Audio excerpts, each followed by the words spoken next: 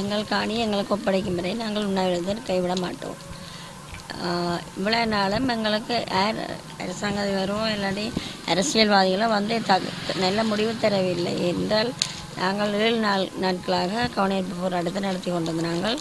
ஆனால் ஒருவரும் வந்து ஏன் இருக்கிறீங்களன்னு கூட ஒருத்தரும் கேட்க இல்லை.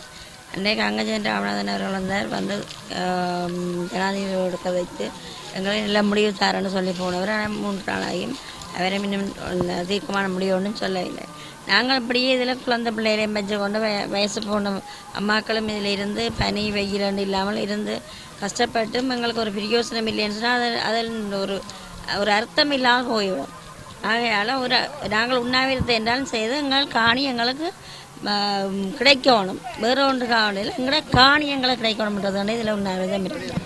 இந்த உங்கள் வீடுகளுக்கு முன்பாக இந்த உணவு விடுப்பு போராட்டத்திலிருந்து நான் சொல்லுகிறேன், எங்களுக்கு இந்த 7 நாளும் எந்த ஒரு முடிவும் கிடைக்காத பட்சத்தில் இன்றைக்கு 8வது நாளாக நாங்கள் இந்த உணவு தடுப்பு போராட்டத்தில் ஈடுபட்டுள்ளோம்.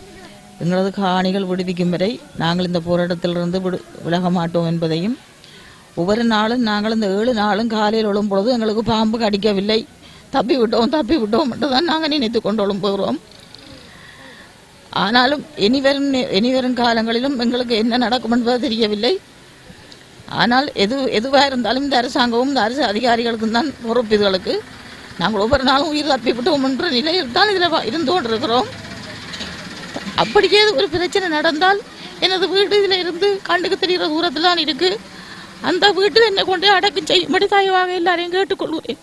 அந்த வீடு அளவில் கொண்டே வச்சு எனது உடம்பை தகனக்கிரியாக கொண்டு செல்ல வேண்டும் என்று எல்லோரிடம் தயவாக கேட்டுக்கொள்கிறேன். இதுதான் எனது கடைசி முடிவு.